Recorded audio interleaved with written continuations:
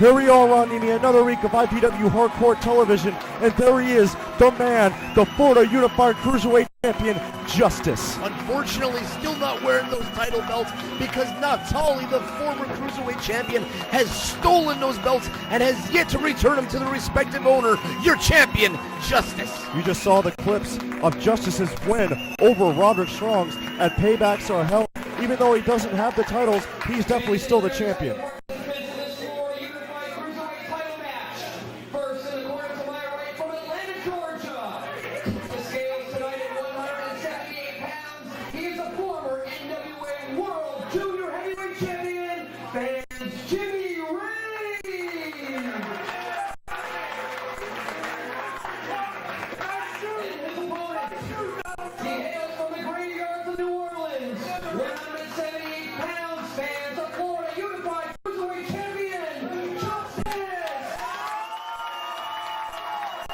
This promises to be a hell of a match, Mikey Tenderfoot.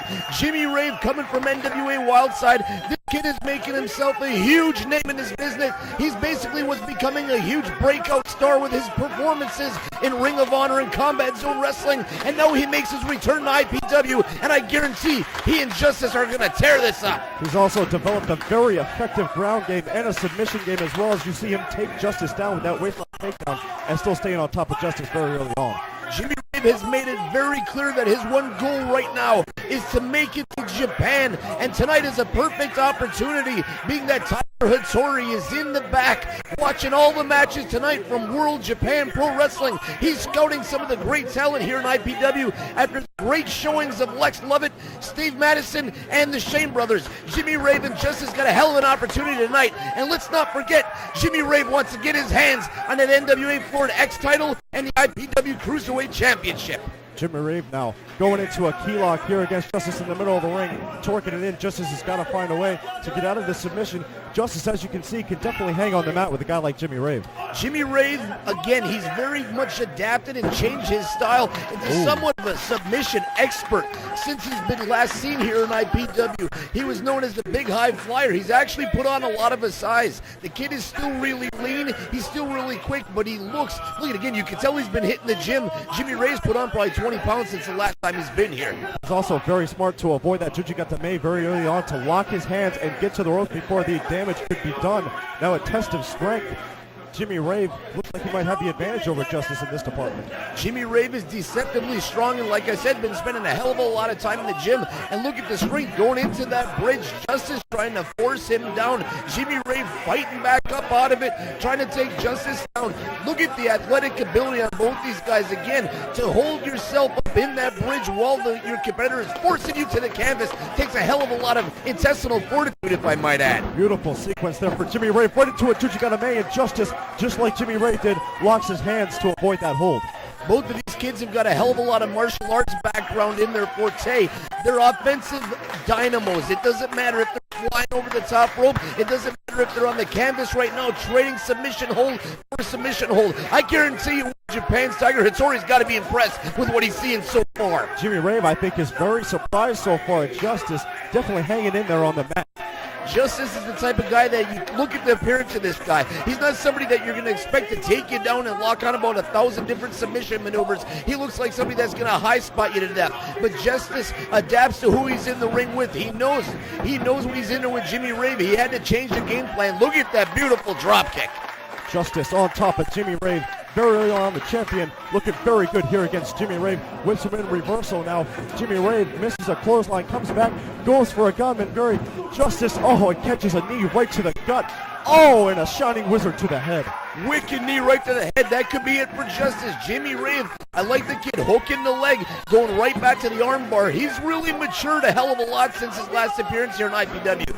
Not one of the most popular guys in the dressing room a couple years back when he made his debut, but the kid has come in here, he's shaking the heads of everybody in the dressing room. He's out there talking to the fans, but when business is business, he gets in there and he's doing everything he can. Look at that! Shooting star press for Justice 1, 2, and Jimmy Rave just able to get the shoulder out before 3. Jimmy Rave lucky to get out of that pinning combination. Justice, again, this guy can pull out a move like that out of absolutely nowhere. He'll surprise the hell out of you before you know it, the match is over. Jimmy Rave at the top of his game was ready, got out at the 2.5 count. Oh, Justice, I think, just kicked him 4 times. This guy trains all week in wrestling and in Shaolin, and it's definitely paying off for him. But that didn't pay off for him very well, did it, Ron Nini? Look at that beautiful super kick right out of the corner by Jimmy Rave, leveling Justice.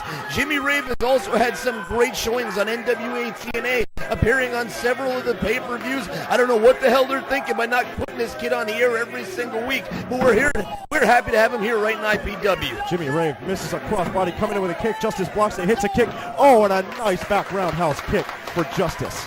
Justice, when he went up to Combat Zone Wrestling, actually lost to Jimmy Rave. That kept him out of the best 3 this year. It kept him out of the tournament, but he made a hell of a showing, and the fans were solidly behind Justice. But Jimmy Rave is probably one of the most popular wrestlers in CZW.